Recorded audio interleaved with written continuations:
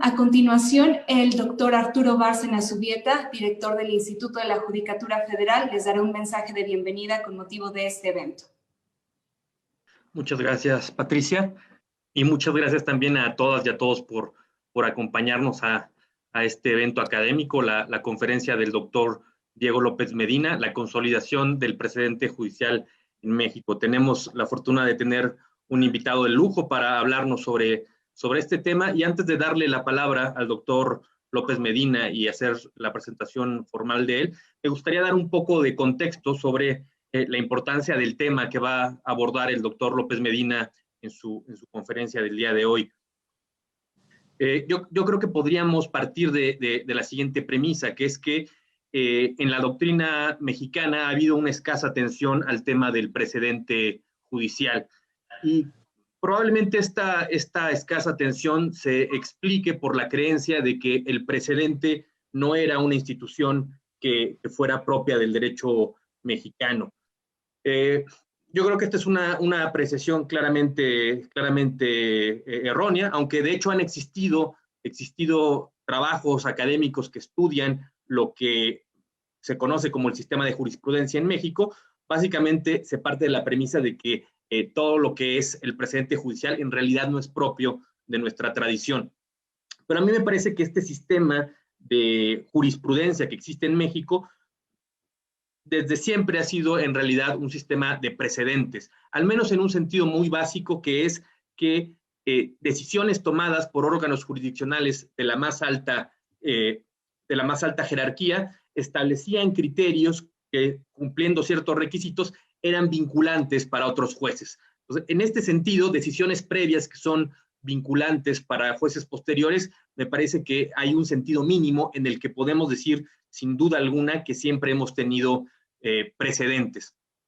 Ahora bien, esta escasa atención que ha habido en la doctrina mexicana respecto del tema del precedente, creo que ha ido paliándose de alguna manera a través del trabajo, sobre todo, diría, de la Suprema Corte de Justicia de la Nación, y recientemente también por alguna importante reforma constitucional.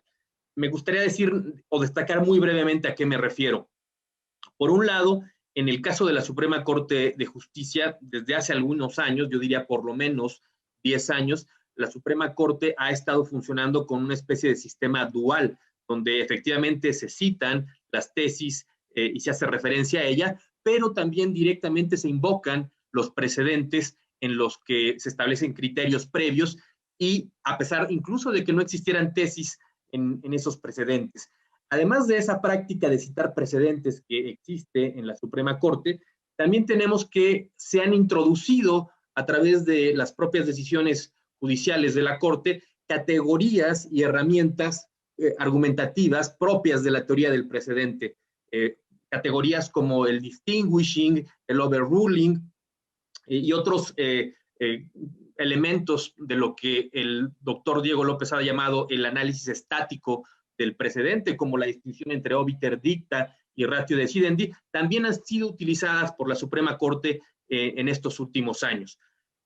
Adicionalmente a este hecho, también destacaría una reforma de finales del 2019 al acuerdo que rige la elaboración de tesis jurisprudenciales, donde la definición de lo que es una tesis me parece que se acerca bastante a lo que sería un precedente de acuerdo con la propia teoría del precedente. Adicionalmente tenemos algunos criterios jurisprudenciales que creo que propician también que se empiecen a incorporar categorías de la teoría del precedente para analizar ciertas decisiones judiciales. Pienso sobre todo en la contradicción de tesis 293, donde se estableció el hecho de que resultan obligatorias todas las sentencias de la Corte Interamericana.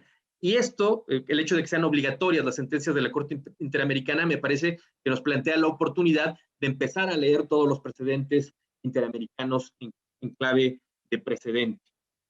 Además de este trabajo que se ha hecho desde la Suprema Corte, destacaría el papel del Centro de Estudios Constitucionales durante los últimos años, el Centro de Estudios Constitucionales de la Suprema Corte, que ha entendido que el precedente es un elemento clave para la construcción judicial del derecho, especialmente tratándose de derechos humanos o derechos fundamentales, y ha impulsado una agenda académica muy importante en relación a la discusión del precedente judicial en México, donde, por cierto, también ha participado el doctor López Medina. Y finalmente destacaría quizás como la pieza que termina de culminar, de encaminar un proceso hacia la consolidación del precedente judicial, como es el título de la conferencia del doctor López Medina, la reciente reforma constitucional que ya fue aprobada por la Cámara de Diputados y la Cámara de Senadores, donde establece que a partir de que esta reforma sea aprobada, los precedentes que dicte la Suprema Corte serán obligatorios, eliminando de alguna manera esta regla de necesidad de reiteración que existía en el sistema jurídico mexicano, al menos para la Suprema Corte. Entonces, en este contexto de cambios y de apertura de la cultura jurídica mexicana hacia la teoría del precedente, para el Instituto de la Judicatura resulta fundamental promover una discusión y capacitación en el sentido de acercarle a las y los juzgadores, a las y los impartidores de justicia, herramientas de teoría del precedente que puedan ser útiles en esta tarea que les está encomendada a ellos, que supone, entre otras cosas, pues la construcción judicial del derecho. Así que, sin más preámbulo, me gustaría presentar a nuestro invitado de hoy. Como decía, el doctor Diego López Medina será el conferencista en esta ocasión, y voy a leer una breve semblanza curricular. El doctor López Medina es doctor en Ciencias Jurídicas por la Universidad de Harvard y magíster en Leyes por la misma casa de estudios. Es abogado y filósofo por la Pontificia Universidad Javeriana de Bogotá, Colombia, y es profesor asociado de la Universidad de los Andes y de la Universidad Nacional de Colombia. Además, el doctor López Medina es editor de la colección Nuevo Pensamiento Jurídico y coeditor de la revista de Derecho Público de la Universidad de los Andes y de Global Jurist de la Universidad de Berkeley.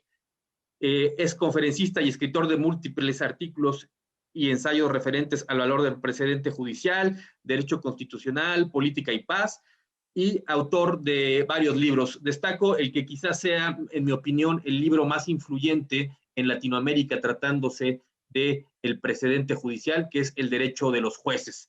Le damos la bienvenida al doctor López Medina, agradeciéndole por su tiempo y por participar en esta actividad del Instituto de la Judicatura. Muchas gracias, doctor.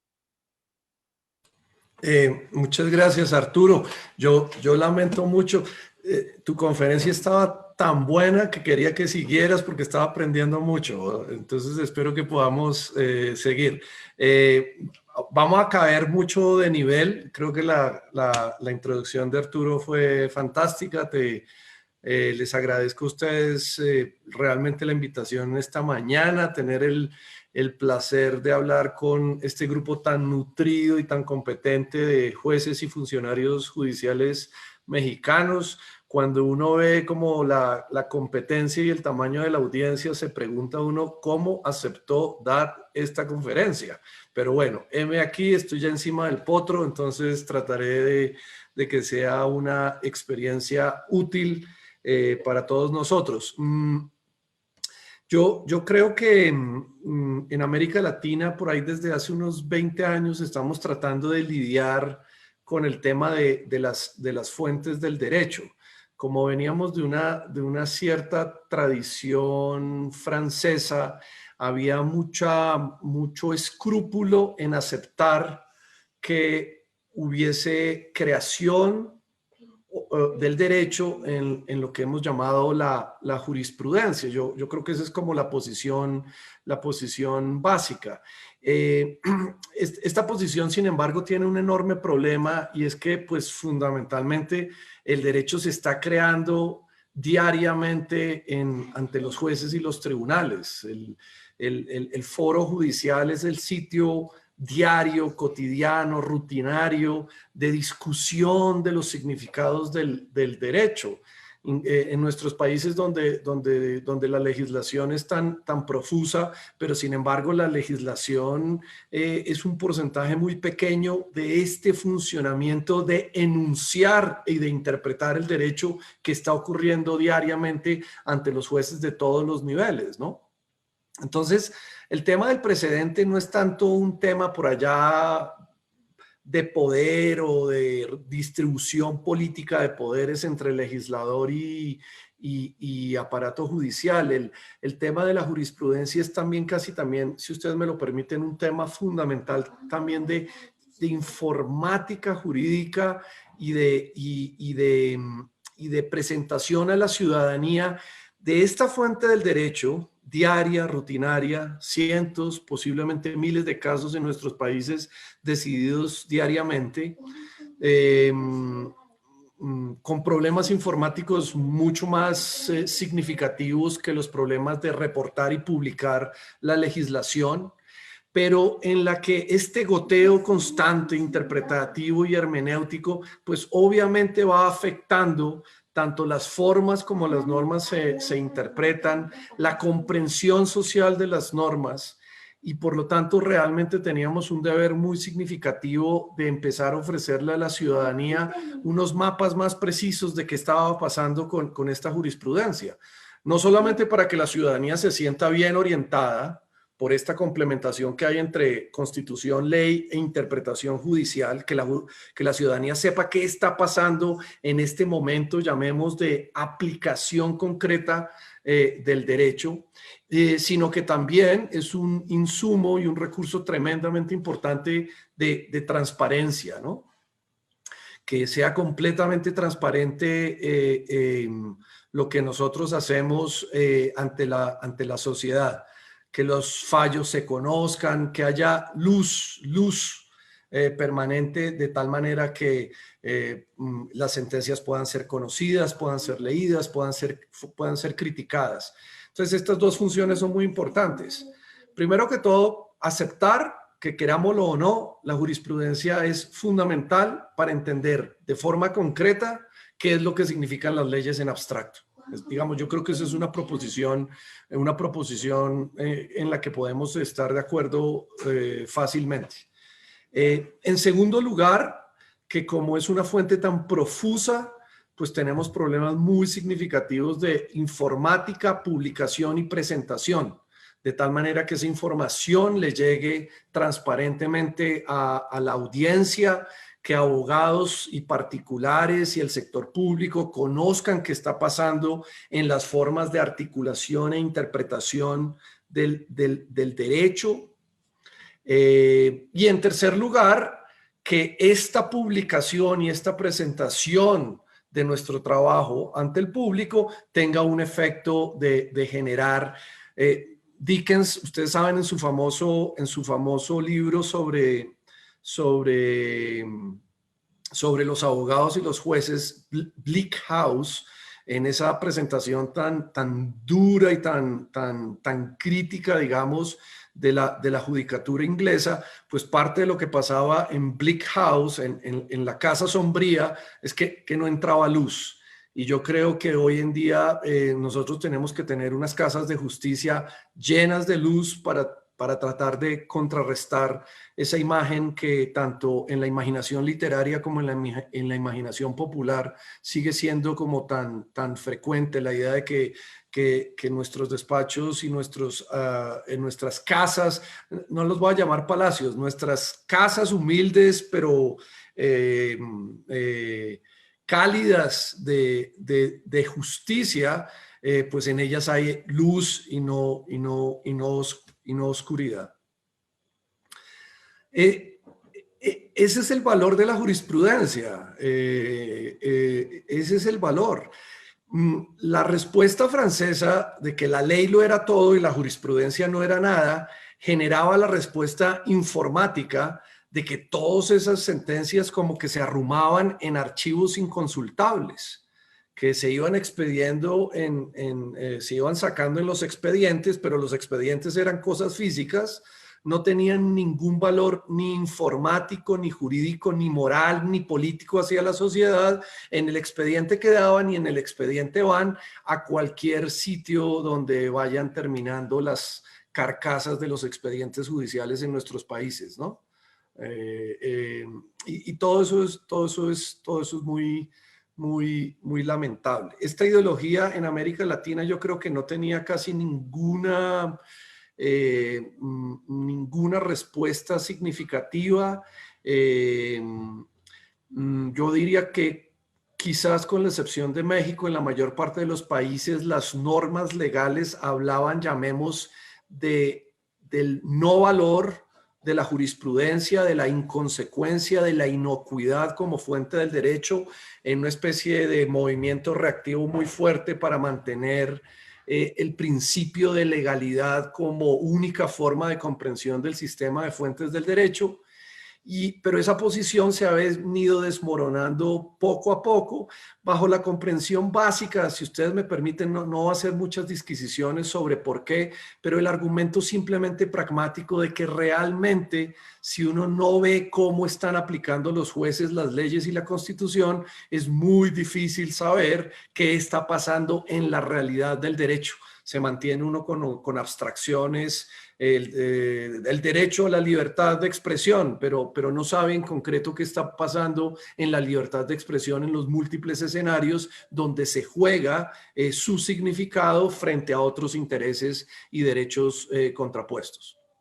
Entonces, esto es particularmente cierto en campos como los derechos fundamentales, pero es también cierto en muchas otras áreas del derecho, en el derecho civil, en el derecho comercial, en el derecho penal, donde el valor de la jurisprudencia es inestimable. El único país que en todo caso tenía una cierta divergencia en este tema, en América Latina, yo sí diría que era México. México desde muy al comienzo empezó a tener una especie de sistema tanto informático como jurídico para el manejo de la jurisprudencia. Era informático porque, digamos, México es un país que desde hace muchos años tiene colecciones y publicaciones muy extensas oficiales sobre su repertorio general de lo que ustedes llaman tesis de jurisprudencia. Esas publicaciones en otros países tenían mucho métodos, eran mucho menos sistemáticas, tenían mucho menos método y no estaban cubiertas con el interés mínimo que generaba esta idea de que las tesis de jurisprudencia eran y son obligatorias en la aplicación jurisprudencial. No solamente al interior de la rama judicial, sino también por fuera. Yo quiero mostrarles a ustedes que una interpretación judicial es también interesante para los destinatarios primarios por fuera del derecho, los destinatarios primarios del derecho por fuera de la judicatura. Estoy hablando del sector público, del sector privado, en la medida en que el derecho y las normas legales y constitucionales están dirigidas a ellos, pues ellos también quieren saber qué significan y hoy en día, si uno es abogado, incurriría en responsabilidad civil con un cliente si no es capaz de decirle qué significa el derecho en el encuadre complejo entre norma legal e interpretaciones jurisprudenciales. Yo como abogado me sentiría increíblemente inseguro de dar un consejo solo basado en mi relación primaria con la ley, como si fuera derecho preinterpretado, sin poder explicarle al mismo tiempo a mi cliente cómo funciona el derecho postinterpretado. Y el prurito francés o el prurito legalista es que ellos en términos generales sostenían, y algunos siguen sosteniendo equivocadamente, que el derecho preinterpretado es igualito al derecho postinterpretado. Pero yo creo que en nuestra experiencia profesional sabemos que aunque tenemos un principio de fidelidad a la ley, en todo caso, tal y como se ve una ley nuevecita, recién sacada, salida del Parlamento o del Congreso, es muy diferente al escenario que da esa misma ley con 15 o con 20 años de funcionamiento social y de interpretación tanto social como jurisprudencial. Entonces las normas legales no son igualitas al día en que fueron expedidas. Hay unos procesos de aplicación, acomodamiento, deriva interpretativo que los científicos y los prácticos del derecho tenemos que estudiar. Y la principal fuente para estudiar eso Podríamos llamar a los antropólogos a que nos ayudaran a entender la deriva y la acomodación de la interpretación de las normas en el cuerpo social. Entonces, eso implicaría hacer casi técnicas de etnografía y observación participante en la forma como los legos y los destinatarios del derecho interpretan la ley. Ese proyecto también se puede hacer, pero tenemos un sitio muy interesante para ver cómo se van dando, digamos, estos procesos de acomodación, deriva, a veces incluso cambio y ruptura más o menos radicales. Ese sitio son los fallos de los jueces. Y ese es por lo tanto un acervo fundamental que da testimonio de las formas como cambia socialmente el derecho y cómo cambia jurídicamente el derecho, y realmente no podemos echarlo a la basura. Mínimo lo tenemos que tener publicado de forma universal, tiene que estar disponible para toda la ciudadanía y para todos nuestros colegas profesionales y para los otros jueces. Y como es tanto, esas publicaciones pueden ser un poco agobiantes, ¿no? Tenemos que tener también unos sistemas de organización de esas cosas. Y esas cosas se organizan, la forma de organizar información, el nombre general que se le ha dado en las ciencias informáticas y de la comunicación a la organización de la información es la lexicografía, ¿no? Que es como la ciencia básica con la que se hacen diccionarios, pero como es la forma de sistematizar conocimiento, uno podría decir que también es absolutamente fundamental tener una muy precisa y muy rigurosa lexicografía jurisprudencial. Cómo hacemos tesaurus jurisprudenciales, cómo hacemos índices jurisprudenciales, cómo hacemos bibliografías jurisprudenciales. México es un país que ha avanzado mucho en eso, es indudablemente un líder y un referente en la nación. Ustedes son un país que ha tenido una lexicografía oficial. Por lexicografía oficial quiero decir que han tenido desde el siglo XIX sistemas dentro de la propia judicatura, ordenados por ley al aparato judicial para que nos haga la presentación lexicográfica básica de esa jurisprudencia. Eso no es cierto en muchos otros países del mundo donde la lexicografía es aportada por el sector privado, por el interés de lucro, en ofrecer un servicio de reportería y publicación de sentencias a los abogados que pagan por él. Entonces ustedes tienen un sistema público que es muy bueno, genera cuestiones de acceso a la información pública muy chéveres. No tenemos que pagar servicios privados de reportería de la jurisprudencia porque eso lo ha asumido el Estado mexicano a través de su rama judicial. Pero esa lexicografía mexicana ha tenido también problemas y defectos.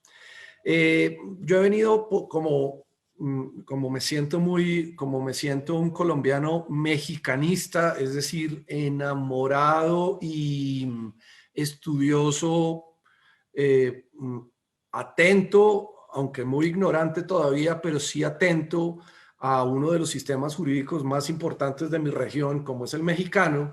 Pues desde hace tiempo he venido como diciendo o tratando de denunciar algunos defectos que tiene este sistema oficial mexicano de publicación y de indización lexicográfica de la jurisprudencia. Este sistema viene del siglo XIX y adoptó ciertas características que se notaban en la España de la misma época, etcétera, etcétera. Entonces, es un sistema, ya les dije, oficial, no es privado.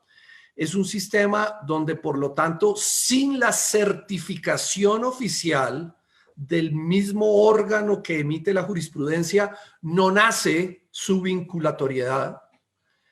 El sistema opuesto es un sistema, este lo llamo católico, el otro es uno más protestante. El uno es uno más protestante donde se publica la jurisprudencia y todo el mundo, incluyendo los particulares, tienen tanto derecho como los jueces de hacer sus propuestas de qué cosas son las tesis jurisprudenciales vinculantes. Es decir, de determinar cuál es el estado del arte en la jurisprudencia.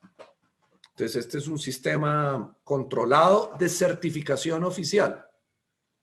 Y no solamente es un sistema de certificación oficial, sino que también incorporó en México una necesidad formal de reiteración de las tesis de jurisprudencia.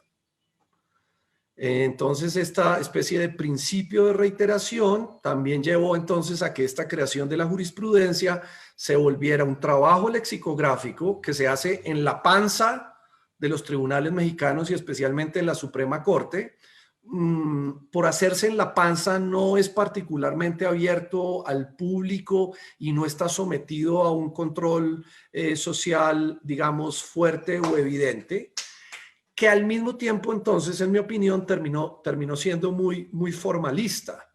Digamos, las épocas, estos diccionarios gigantes que constituyen las épocas de publicación de las tesis jurisprudenciales, terminaron siendo unos lexicones relativamente abstractos, donde en una palabra, en una entrada, en un lexema, lo llaman los lexicógrafos, en un lexema se pone una especie de palabra como abogado, por ejemplo, hay tesis de jurisprudencia sobre la palabra abogado, y luego se ponían como principios o brocardos que tenían que ver con el lexema, pero que básicamente no le ofrecían a uno ni el contexto del conflicto o del litigio en el que se había dado ese problema, y por lo tanto uno no podía saber con seguridad si era la forma en que se había resuelto ese conflicto o si se trataban tan solo de máximas, principios o brocardos extraídos de la jurisprudencia, pero no necesariamente conectados con el problema jurídico y con el conflicto social que estaba detrás. Entonces ustedes no me podrán negar que cuando uno leía muchas de esas tesis de jurisprudencia, leía el lexema, pero era un párrafo interesante, parecía proponer un brocardo interesante, pero donde no había ni contexto litigioso ni contexto social para uno poder juzgar si se trataba de una buena decisión. Es que esa es la otra cosa que les quiero decir. La jurisprudencia es el esfuerzo social en las prácticas sociales de los abogados, juristas y jueces para que empecemos a tener experiencia sobre cómo se resuelven bien los casos. Se parece un poco a esa cosa que los médicos llaman experiencia clínica. La experiencia clínica en algún sentido es el concepto que a mí me parece que se parece al de la jurisprudencia entre los médicos. Son estos debates que ellos hacen sobre cómo han tratado una enfermedad, qué camino o ruta han abierto, en ese sentido, qué precedente han creado y qué esfuerzos y que esos esfuerzos, qué consecuencias han tenido en la sociedad. Por ejemplo, la experiencia clínica dura y rápidamente ganada en los últimos meses ha sido fundamental para rebajar de forma significativa antes de la vacuna la mortalidad de la pandemia por COVID-19.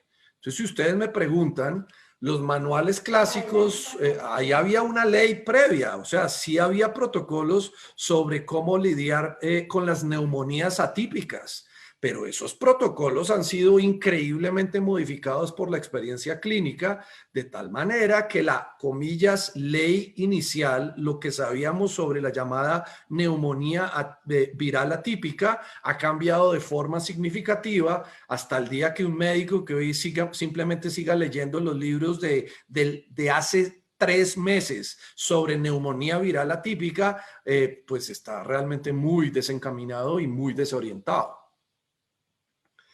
Sé que mi metáfora tiene límites, pero no se queden mucho en los límites de mi metáfora, sino en los puntos donde yo creo que en la metáfora acaballa exitosamente tanto la experiencia médica como la experiencia jurídica. Nosotros no simplemente sacamos fallos para resolver casos concretos, también tenemos la idea de que ahí vamos construyendo una experiencia, una experticia, una sabiduría sobre cómo fallar bien esos casos y que nuestros compañeros jueces podrían aprender de ahí. De tal manera que si alguien abrió un caminito, ese caminito se va discutiendo y va pareciendo razonable, ese caminito se va volviendo la ruta ordinaria por la que empezamos a resolver esos problemas. Voy a poner, por ejemplo, una clarísima. COVID-19 ha generado en la jurisdicción civil y comercial colombiana unas preguntas muy interesantes respecto de, obviamente, los problemas significativos de flujo de dineros que han generado de forma significativa retrasos o impagos muy significativos por parte de los deudores, y por lo tanto hay discusiones muy importantes si COVID-19 genera excusas jurídicas válidas, defensas jurídicas válidas, y cómo vamos a lidiar jurídicamente en esta situación de impago y de cesación de pagos con obligaciones civiles y comerciales en distintos campos. Por ejemplo, estoy pensando en el default masivo, en el pago de arrendamientos de vivienda urbanas en ciudades grandes e intermedias de Colombia, que genera un problema muy significativo también de acceso de derecho a la vivienda y por lo tanto de pagos civiles y comerciales a acreedores. Y estamos en circunstancias donde están ahí las leyes, pero al mismo tiempo pues están las defensas, están los derechos fundamentales, y nos estamos frente a nuevos momentos en que tenemos que ir mirando cómo vamos a hacer esas ponderaciones concretas en los casos concretos. Frente a esto que he denominado como limitaciones del sistema de las tesis jurisprudenciales mexicanas, tanto el acuerdo del año pasado como la propuesta grande de reforma judicial, especialmente en la Ley Orgánica de Administración de Justicia y en la reforma a la Ley de Amparo, creo que traen unas respuestas buenas e interesantes.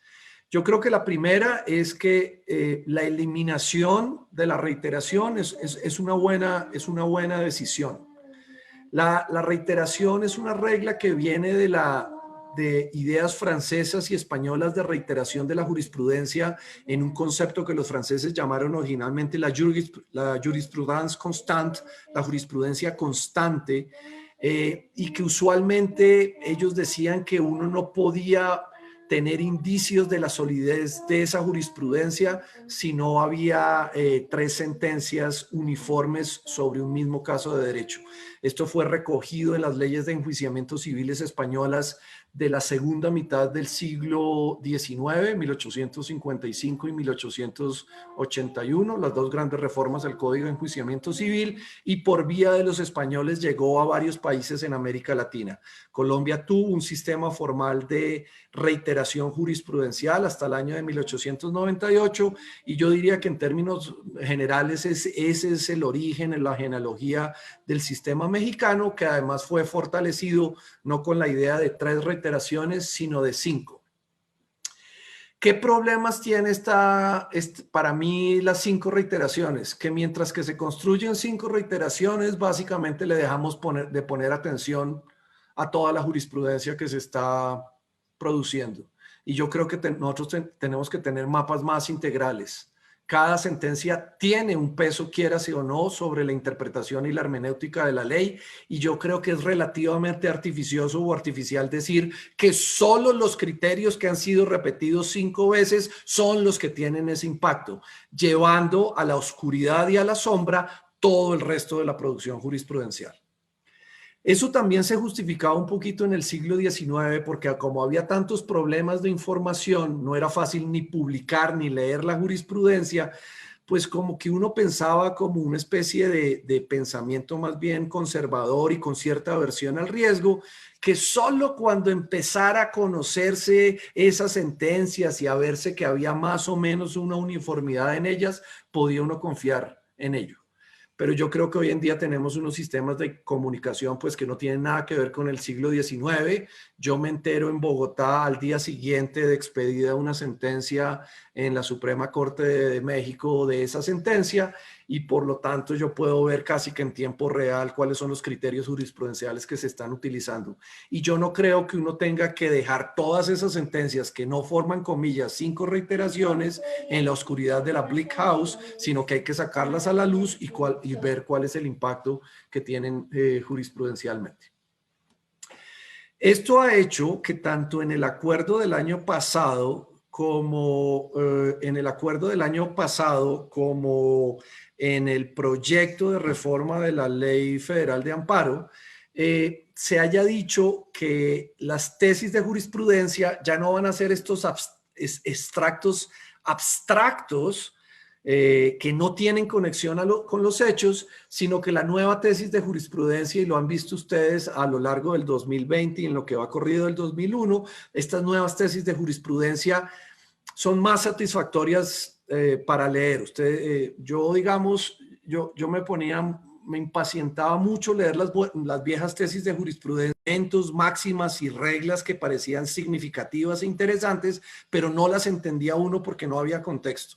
Ahora, hoy en día uno lee las nuevas tesis de jurisprudencia, ve un resumen del conflicto, ve que están peleando entre un periódico y un abogado, donde sacaron lo que el abogado considera algunas infamias, y luego la corte explicita cómo debe tratar de ponderarse el conflicto entre las pretendidas o presuntas infamias publicadas en un medio de comunicación y el derecho al buen nombre del abogado. Y en estas nuevas, digamos, entradas de las tesis jurisprudenciales, creo yo que hay más capacidad de aprendizaje, tanto para los jueces expertos que leen las nuevas tesis de jurisprudencia, como, y esto es crucial, para la audiencia externa.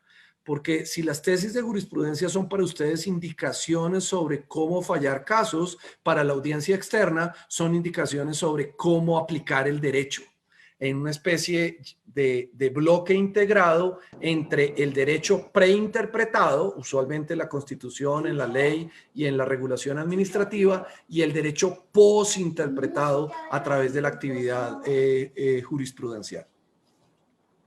Entonces yo creo que este paso es tremendamente significativo. Yo creo que el tesauro jurisprudencial mexicano ha dado un paso muy importante hacia aumentar su significatividad jurídica y social.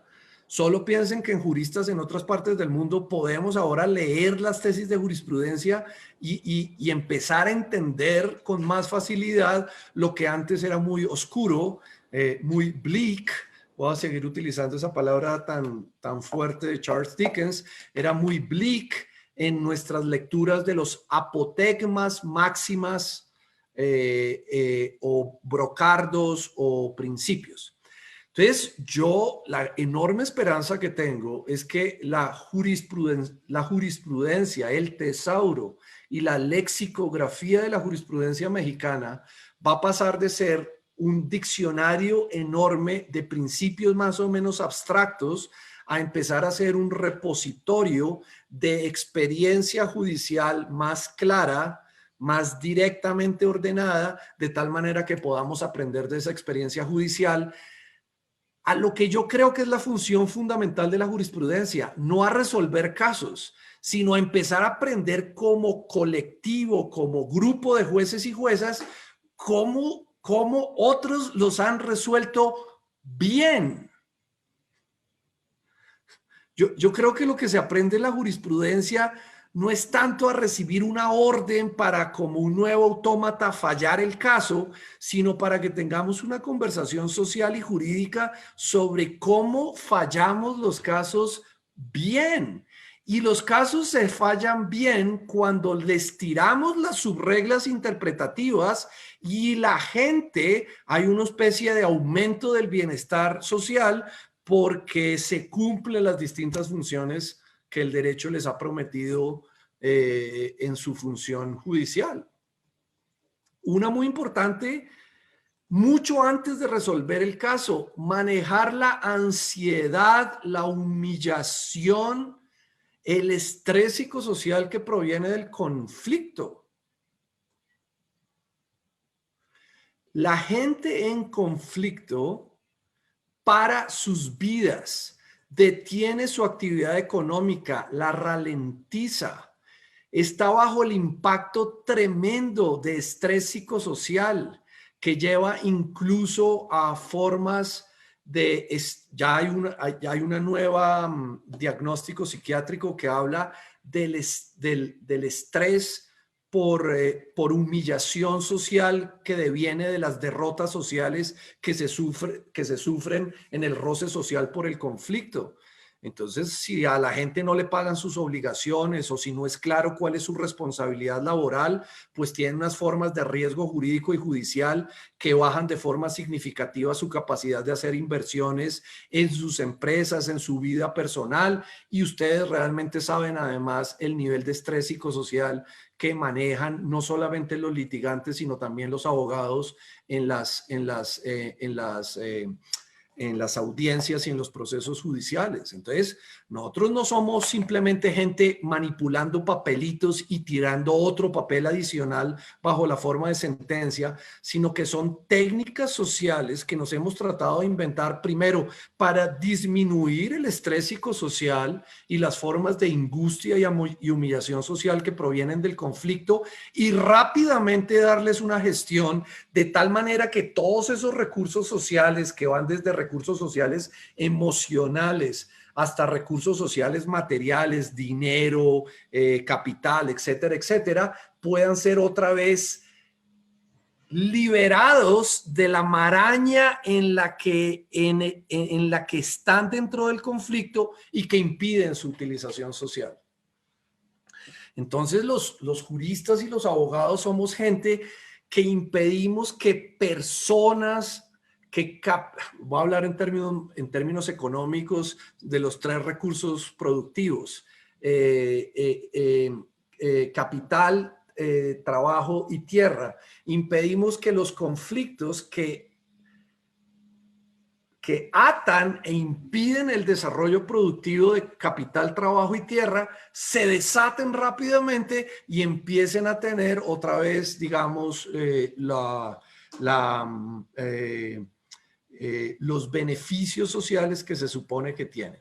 Y no voy a ser puramente economicista, voy a ser también un poquito psicológico si no me lo permiten. En trabajo, una de las principales cosas que tenemos que hacer en la resolución de los conflictos es que los hombres y las mujeres que están metidos en el conflicto sean capaces de responder y de aminorar los impresionantes niveles de estrés psicosocial, deseo de venganza y circulación de hostilidad social que genera el conflicto, para tener una sociedad con mayores niveles de convivencia y con mayores niveles de productividad y con mayores niveles de calidad emocional, que es lo que no se da cuando las sociedades no tienen formas de gestión efectiva del conflicto.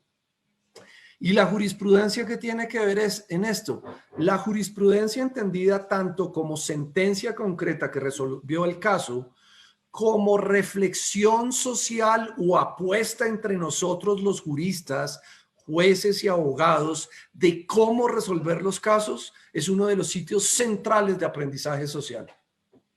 Y entonces no podemos simplemente dilapidar ese recurso a través de una extracción artificial de brocardos o máximas, sino que tenemos que ser capaces de empezar a sacar estas nuevas, en mi opinión, de mucho mejor calidad, estas nuevas tesis de jurisprudencia que me resumen el caso, me dejan ver el problema jurídico y me presentan por lo menos de forma sintética los mejores argumentos que hasta ahora hemos construido como grupo social para la resolución de ese tipo de conflicto.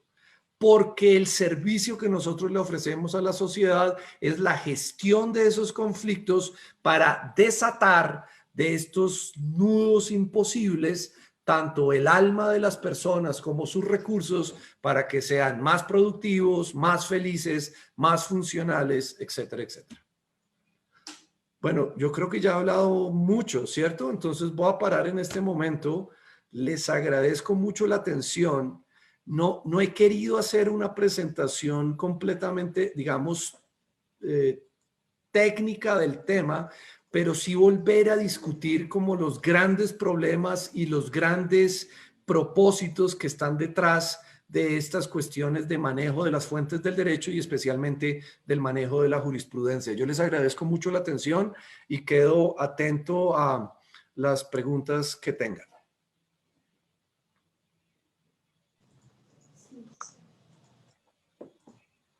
Muchas gracias, doctor López Medina, por su interesantísima exposición. Tenemos varias preguntas. Agradecemos mucho a quienes formularon sus intervenciones a través de Zoom, a través de Facebook Live.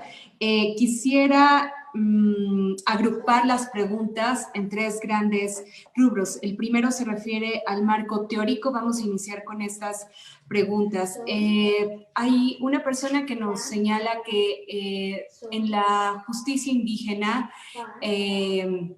tenemos justicia ordinaria, que no hay un sistema jurídico escrito, sino se refiere más bien a un sistema de tradición oral, y si eso podríamos llamarle también precedente judicial. Las decisiones que se toman a través de ese sistema de justicia oral puede considerarse como precedente judicial.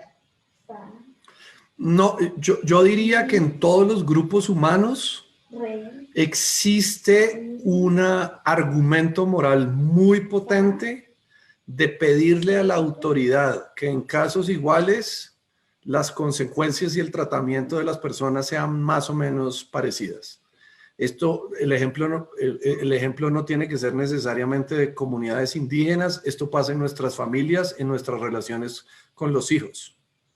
Cuando los hijos ven incoherencias en el trato respecto de normas de disciplina familiar o cosas por el estilo, ellos van a pedir igualdad. Es decir, ellos van, y los padres mismos sabemos que cuando tratamos una norma disciplinaria de tal manera, yo creo que entre compañeros nos decimos cosas de esa naturaleza. Cuidado porque vas a abrir un mal precedente si la niña llega más tarde de las 11 de la noche.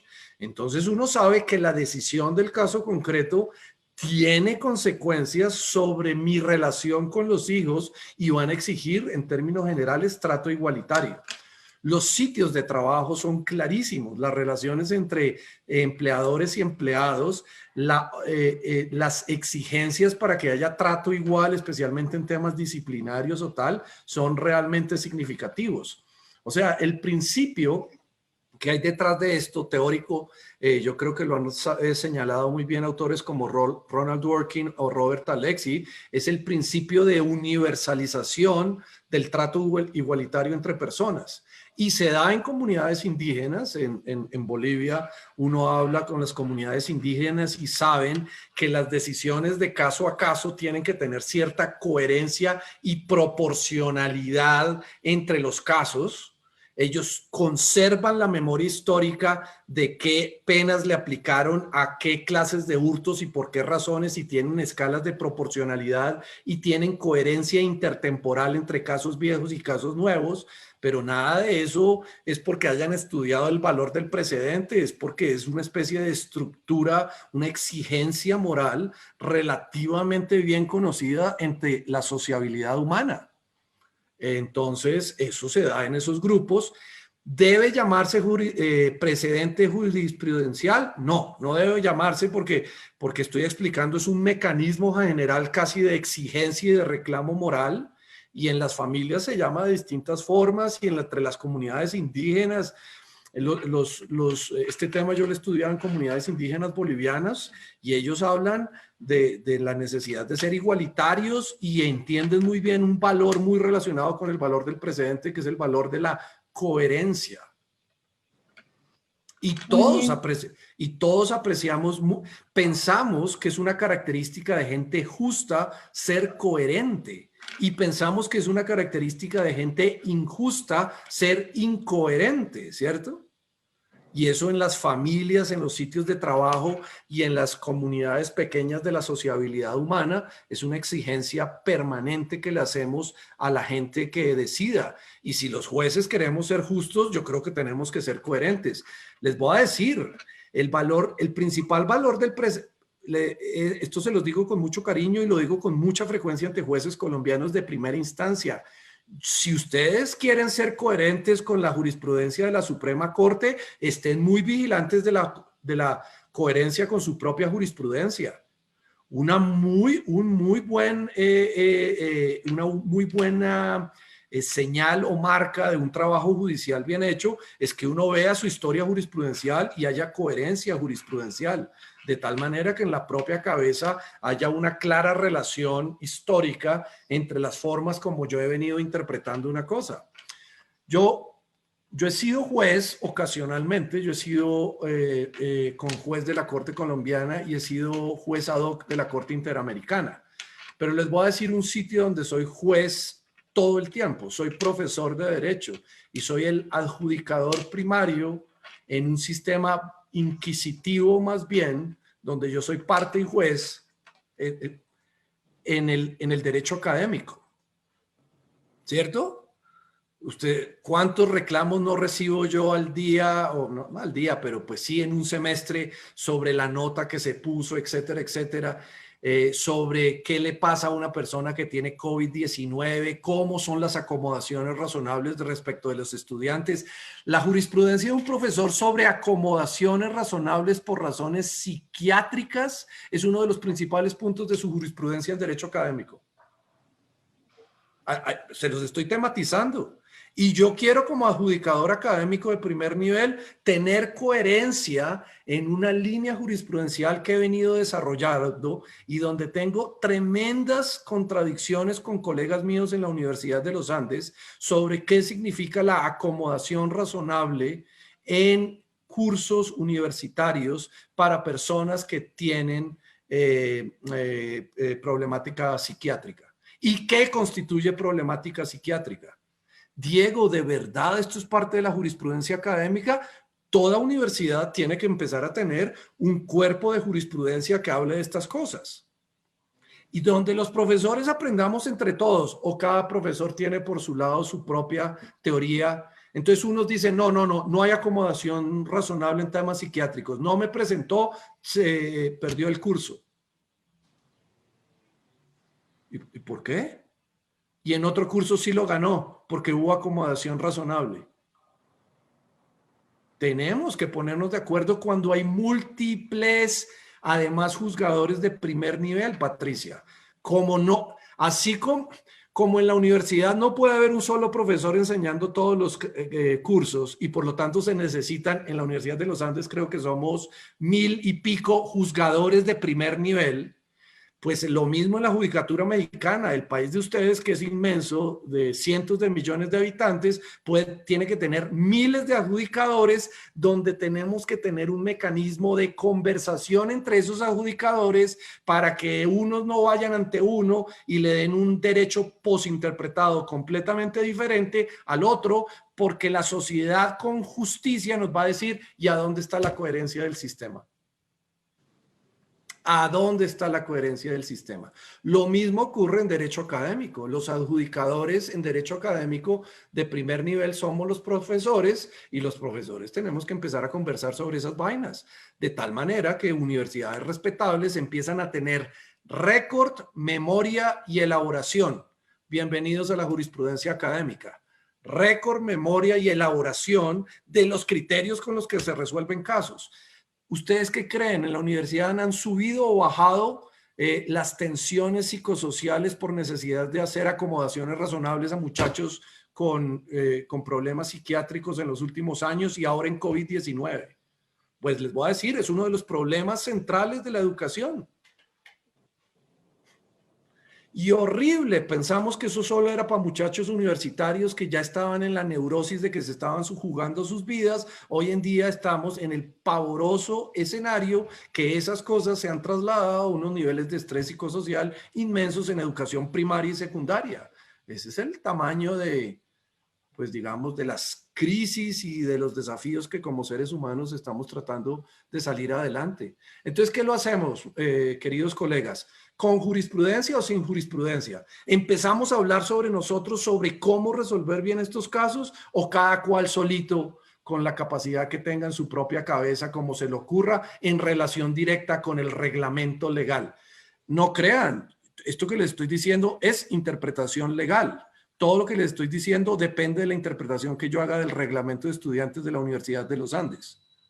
Entonces son los mismos. Ah, no, pero es que el reglamento lo resuelve todo. Usted no necesita jurisprudencia. No, el reglamento es una cosa ya preinterpretada y su significado dependerá de lo que hagamos estos, en el caso de la Universidad de los Andes, miles de jueces de primera instancia, que somos los primeros que decidimos este tipo de reclamos. Profesor, ¿pierdo el curso? ¿Y qué deciden ustedes? ¿Pierde el curso? ¿Y cuándo lo pierde y cómo lo pierde? ¿Y qué le exijo? ¿Y cuál es la evidencia? Y los muchachos que no tienen acceso a tratamiento psiquiátrico, solo son los problemas psiquiátricos diagnosticados, y la cantidad de estudiantes míos que no tienen acceso, especialmente desde que la universidad empezó a abrirse a personas que vienen con subsidios estatales para estudiar en la Universidad de los Andes, que es la más costosa de Colombia. Estoy poniendo ejemplos para mostrarles a ustedes que la adjudicación sí es un tema importante y que tenemos que generar mínimo formas de memoria, documentación y elaboración cruzada, que haya polinización cruzada, porque esa es una forma en que tenemos de aprender. Eso es la jurisprudencia. A mí el valor... Mucha gente piensa que la jurisprudencia es un tema político de quién manda y qué juez le impone su voluntad al otro. Para mí es un tema informático epistemológico. Para mí es un tema de fertilización cruzada donde yo soy capaz de aprender de los otros. Para mí es un tema incluso de construcción de la jurisprudencia desde abajo hacia arriba. La Suprema Corte de la Nación no va a tener buena jurisprudencia si ustedes no los proveen con buenas decisiones de casos en primero y segundo nivel. La calidad de la jurisprudencia arriba dependerá de la calidad de la jurisprudencia abajo. Que los temas hayan sido bien definidos, que haya buena fijación del litigio, que hayan sido capaces probatoriamente de mostrar bien el caso, que desde primera instancia haya buen análisis jurídico de buena calidad, donde yo empiece ya a mostrar cuáles son los criterios buenos de buena calidad para la resolución adecuada de los casos de los que depende la convivencia social, la paz social, la eliminación de la neurosis personal y colectiva, etcétera, etcétera. O sea, la justicia de verdad es un servicio social necesario.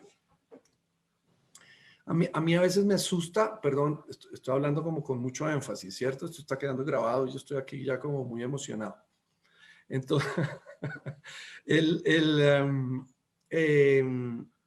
la justicia es de verdad. La justicia no somos una gente tramitando papeles. Lo mismo que los médicos no son una gente tramitando historias clínicas. Lo del trámite es lo menos interesante. Las historias clínicas y el trámite de papeles tienen sentido si esas vainas les ayudan a documentar bien a los médicos el tratamiento y el éxito del tratamiento. Lo mismo, todo nuestro papelerío para arriba y para abajo solo tienen sentido si nos ayudan a documentar bien la gestión del conflicto y las consecuencias de la gestión del conflicto. No sigamos pensando más como si fuéramos tramitadores de papeles o documentos. La jurisprudencia no es papel, es el espacio social si nos decidimos para que tengamos fertilización cruzada para aprender a resolver casos. En una realidad que nos sigue tirando casos nuevos, difíciles, impensados en cada momento, ¿o no? Bueno, gracias, Patricia. Muy bien, doctor. Me emocioné, Patricia. Muchas gracias, doctor. El tema lo amerita, definitivamente. Hay varias preguntas con respecto a la operatividad del precedente judicial. Me voy a permitir resumir algo, esta primera pregunta. En un país como nosotros, que está transitando hacia la consolidación de un sistema de precedentes, ¿cómo como juzgadores de primera instancia tendrían que hacerlo en la práctica?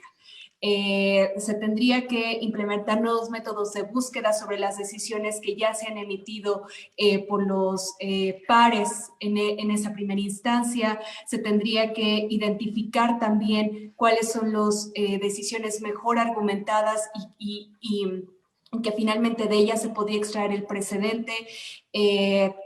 ¿Cómo podría entonces, primero, qué herramientas tendrían que hacérseles llegar a las y los operadores que en un primer campo, en un primer nivel, empiezan a burbujear estas decisiones Entonces, ¿cómo primero se identifica en el precedente? ¿Qué herramientas de investigación, qué herramientas analíticas tendrían que desarrollarse para que después esa línea argumentativa sea la que prevalezca, se nutra de esas decisiones y vaya... si es así, si los recursos se interponen, vaya subiendo a la mejor de instancia hasta ser confirmada por la Suprema Corte? Si pudiera ahondar un poco más en la operatividad, por favor. Chévere, muy bien. Bueno, esta pregunta, tenemos por ahí hasta las 5 de la tarde porque la pregunta es tremenda. Esa pregunta es un seminario. Pero bueno, voy a tratar de responderla. ¿Saben qué haría yo? Supongan que yo soy, digamos, un juez federal, ¿sí? Entonces, ¿saben qué haría yo? Yo diría, ¿cuál es la agenda de casos que me llega a mí? ¿Cuáles son los núcleos problemáticos frecuentes? Y haría un mapa de los núcleos problemáticos frecuentes que me están llegando. Es decir, haría una especie como de estudio epidemiológico de lo que yo fallo dentro de mi competencia y jurisdicción. ¿Sí? Entonces, yo diría, y dentro de estos núcleos problemáticos, pues me voy a poner a investigar estas vainas. En estos núcleos problemáticos, ¿cuáles son los principales problemas jurídicos y sociales? Y entonces cuando yo me haga esas preguntas, yo digo, bueno, ¿y qué ha dicho la jurisprudencia sobre esto? ¿Cuál es la posición mía y qué ha dicho la jurisprudencia? Y yo empezaría a mirar cuáles son los recursos que tengo. Los recursos que tengo son el más básico, un océano universal de todas las sentencias publicadas. Ese es difícil porque uno en ese océano se ahoga. Entonces, obviamente le tenemos que pedir a los que publican que junto con la publicación ofrezcan una indización, es decir, un índice que nos facilite la entrada de esa información. Y esa información, pues la indización siempre se ha hecho a través de lexemas y sublexemas o a través de títulos y subtítulos. Una de mis principales críticas al sistema mexicano es que es una titulación muy abstracta con una subtitulación no muy particularmente útil. Entonces le deberíamos pedir a los lexicógrafos de la jurisprudencia mexicana que cada vez nos hagan un mejor cuadro sinóptico o un mejor índice, de tal manera que yo pueda entrar no a conceptos abstractos, sino a problemas, los que yo tengo que resolver. Pero eso pues depende de los lexicógrafos, pero también depende, ¿saben qué hago yo mucho para averiguar jurisprudencia? Yo entrevisto o hago preguntas a la gente. ¿A cuál, Patricia? A la que conoce la jurisprudencia. Hay mucho conocimiento difuso socialmente de gente que la conoce muy bien, pero que no están haciendo una lexicografía porque no están vendiendo ni repertorios privados de jurisprudencia, ni están haciendo las tesis jurisprudenciales allá en la Suprema Corte. Entonces uno se tiene que inventar toda la vida es resolver problemas. Entonces uno se tiene que inventar sus propias rutas de por lo menos tener respuestas prima facie correctas a la pregunta de cuál es la jurisprudencia en este tema, que no consiste en colgar brocardos o máximas importantes en el tema, sino cómo se ha resuelto el problema de la restitución de bienes inmuebles para personas pobres que quedaron desempleadas en COVID-19. Nos hemos lo que sea. Entonces, es una respuesta muy básica, porque no puedo entrar en el millón de detalles técnicos de una lexicografía jurídica para hablar de todos los temas técnicos de una buena indización. Pero mínimo, yo en mi computador como juez tengo que tener unas carpeticas bien armadas de la principal jurisprudencia en los principales temas a los que me dedico mayoritariamente, es decir, a mis principales núcleos problemáticos. Y yo como juez, después de un cierto tiempo, ya tengo que ser uno de los principales expertos en México de la jurisprudencia en esos principales núcleos problemáticos en los que yo estoy fallando diariamente. Porque ¿quién más va a ser experto sino el juez que falla diariamente en esos núcleos problemáticos? Que implica tener una visión, si ustedes me lo permiten, un tris epidemiológica del despacho. Así como yo soy un médico, a ustedes los especializan también en virtud de la jurisdicción y competencia que les da la ley. pero ustedes tienen que observar epidemiológicamente qué casos les está llegando, perdón, sigo con la metáfora médica, qué casos les están llegando al consultorio. Sí, mi universo jurisdiccional es este y mis competencias son estas, pero ¿qué casos me están llegando? ¿Qué problemática social estoy tratando yo como juez? ¿Y cómo estoy respondiendo a esa problemática social? Marta Nussbaum, Patricia, en un libro reciente que se llama Ira y Perdón, dice que de hecho ella piensa que la principal el principal aporte que hace la justicia formal de jueces y abogados es impedir que la gente continúe con ira, que en los casos de victimización grave, que son los que se supone, civil, comercial, penal, constitucional, lo que sea, que son los que llegan ante los jueces, la gente pueda volver la ira en duelo y después del duelo pueda seguir con sus vidas. Porque lo que se supone que hace emocionalmente presentar la denuncia o la demanda es permitirle a la gente abandonar la ira, iniciar el duelo y seguir con la vida, dejándole el problema de la retribución y la indemnización a otros para que su propia cabeza no se consuma en las fantasías de hostilidad y venganza, independiente incluso del resultado. Porque mucha gente, incluso si luego le deniegan la demanda o no le investigan o no encuentran mérito en la denuncia penal, mucha gente, sin embargo, ha hecho ese proceso virtuoso independientemente de que al día final le den la indemnización. ¿Qué piensan, colegas, de esta tesis de Marta Nussbaum? Es decir, que en realidad lo único que hacemos los abogados y los jueces, si lo hacemos correctamente, es psicoterapia o abrir una puerta de psicoterapia donde la gente pueda transformar la ira destructora de vidas, familias y empresas en duelo y en continuación con la vida. Pero estas cosas que son absolutamente fundamentales para entender lo que hacemos abogados y jueces, de eso no hablamos. Porque hemos entendido que somos una profesión de archivística que sube y baja papeles. No más con eso. Nosotros no somos gente que subimos y bajamos papeles. Más a la derecha. Doctor, muchas gracias. Vamos a seguir. Hay otras preguntas también en torno a la operatividad del precedente judicial.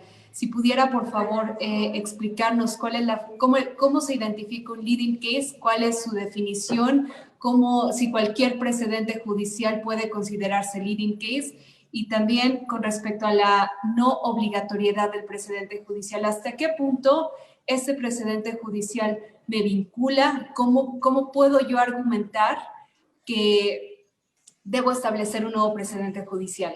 Sí. Yo pienso, la pregunta está muy buena. A ver, un leading, entonces yo soy un juez, ¿cierto? Yo ya sé cuáles son mis principales derechos, mis principales núcleos problemáticos en los que tengo que resolver. Ya he sido capaz, bien sea porque pues voy a los índices de la Suprema Corte o porque pregunto o porque leo la información jurídica especializada o lo que sea, yo ya tengo una carpetica como con las principales sentencias en ese tema, en mi computador. Yo ya la tengo, yo ya la conozco. Entonces, la siguiente pregunta es, entre esas sentencias que tengo en el computador que son sobre este problema social, ¿cuál es el criterio actualmente dominante en las cortes? Allá encontraste tu primer leading case, Patricia. ¿Cuál es el criterio dominante? ¿Qué es lo último que se ha dicho? ¿Cuál es la última elaboración? Hay una presunción en favor de esa última elaboración porque uno se pone que el último médico es el que tiene más experiencia clínica que el primero, ¿cierto? Entonces, el primer leading case es el caso que actualmente, de hecho, me está diciendo, Patricia, ¿cómo resuelvo el caso? Ese caso lo debía estudiar con particular cuidado, porque es como si ahí tuviéramos como nuestra mejor reflexión social sobre resolver los casos. Prima facie, como le hemos echado cabeza todos, desde los de primera hasta la Suprema Corte, como que tengo una obligación de resolver así el caso nuevo que me están presentando, prima facie, porque en algún sentido ese es como como la solución a la que hemos llegado, prima facie, a menos que yo pueda mostrarle a la Corte que tengo una capacidad de hacer una mejor solución para el caso. A menos que le pueda decir a la Corte razonablemente, dice el acuerdo y dice el proyecto de ley de amparo, a menos que le pueda dar argumentos razonables para mostrar que me voy a apartar de ese precedente. Y los argumentos razonables creo que son parte de una elaboración social donde uno le dice a la Corte, ¿sabe qué? Se le olvidó este detalle. Se le olvidó esta ponderación, se le olvidó este valor, se le olvidó esta circunstancia y por lo tanto voy a cambiar la jurisprudencia. Les doy un ejemplo de jurisprudencia académica. En la Universidad de los Andes exigíamos diagnóstico psiquiátrico para hacer acomodaciones racionales profundas a muchachos que tuvieran esa cuestión y que hubiera impactado su desempeño académico. Hasta que un profesor llega y les dice, se les olvidó ponderar que hay gente que no tiene acceso psiquiátrico y que la universidad no tiene servicios psiquiátricos independientes, tan solo psicológicos, y que no se los podemos ofrecer pro bono a nuestros estudiantes. Por lo tanto, ¿qué vamos a hacer con los más vulnerables de los vulnerables, que son las personas psiquiátricas que no nos pueden traer la corroboración técnica de que están en enfermedad psiquiátrica? Y cambió nuestra jurisprudencia. ¿Se entiende eso, Patricia? Y se entiende porque empezamos a diseñar nuevas reglas de certificación, comprobación y activación de las acomodaciones razonables. ¿Ustedes creen que eso no importa? Es absolutamente fundamental como regla de derecho académico, ¿o no?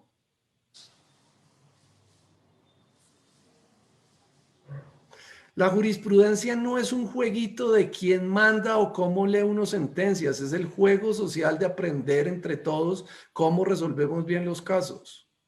Y sí tiene uno que leer a los demás, pues no seamos tan narcisistas.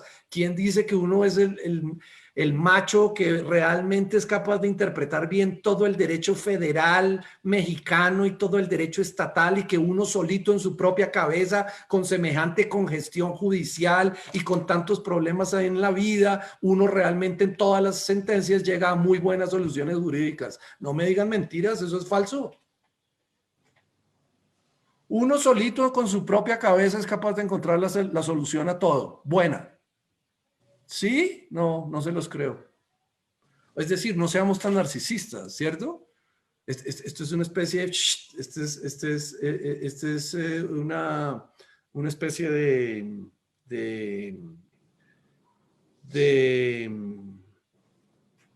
de trabajo conjunto.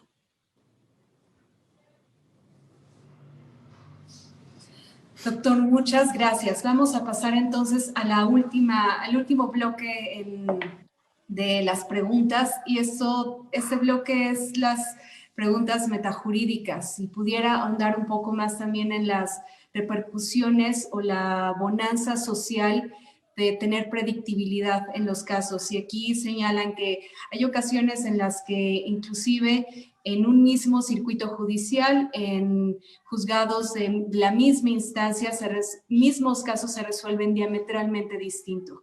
Entonces, si pudiera ahondar un poco más en cuál es el beneficio social de tener esta predictibilidad, de tener esta uniformidad en la aplicación de los criterios para la sociedad en general.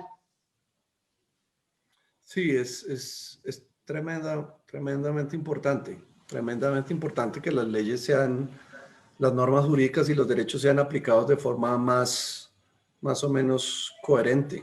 Es una exigencia básica de legitimidad política del Estado, ¿no? Si uno simplemente trata a una gente de una forma, si a unas personas se les ofrece una excusa para no pagar sus obligaciones civiles en épocas de pandemia aplicando la regla rebus sic stantibus y a otros no, pues hay que explicar por qué la diferencia de trato y cómo se justifica la diferencia de trato. Entonces, tener decisiones más o menos coherentes en casos iguales es absolutamente fundamental en una sociedad que quiere mantener la legitimidad política, ¿no? Y yo creo que los jueces, por lo tanto, tenemos que tener sistemas informáticos que nos permitan chequear la coherencia entre los fallos. Muy bien, doctor. Creo que alguien señala nada más para cerrar esta conferencia del día de hoy. Comparte la pasión y la idea de la justicia, es un servicio social necesario. Excelente, eso es lo que necesitamos, emocionarnos con nuestras resoluciones y ver la trascendencia de las mismas en un bien común, en un bien social. Y pues con esto, doctor López Medina, queremos agradecerle mucho el que nos haya acompañado esta mañana aquí en México, tarde de Colombia, a nombre del doctor Arturo Bárcena Zubieta, director general del instituto, por su generoso tiempo, sus valiosos comentarios, análisis.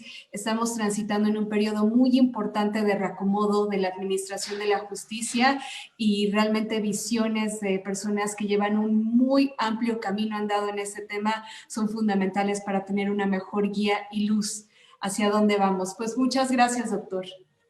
A ustedes, yo les agradezco enormemente la atención y pues tengo los mejores deseos de salud y serenidad para todos personalmente y de sus familias en esta época, y pues les deseo también el mayor éxito en esta función de administración de justicia que es tan importante. Mil gracias, Patricia, a ti y a toda la audiencia. Muchas gracias. Muchas gracias a quienes nos siguieron a través de Facebook Live. Les invitamos también a seguir las redes sociales del Instituto de la Judicatura Federal. Ahí podrán encontrar las actividades que realizamos de manera frecuente. Les invitamos también la próxima semana, el próximo miércoles a las 10 de la mañana, vamos a tener la conferencia a cargo del doctor Martín Blumer de la Universidad de Buenos Aires, en Argentina, sobre cómo pueden los jueces y juezas fomentar la legitimidad del Poder Judicial. Pues sin más, les deseamos un excelente día. Muchas gracias por haber estado con nosotros.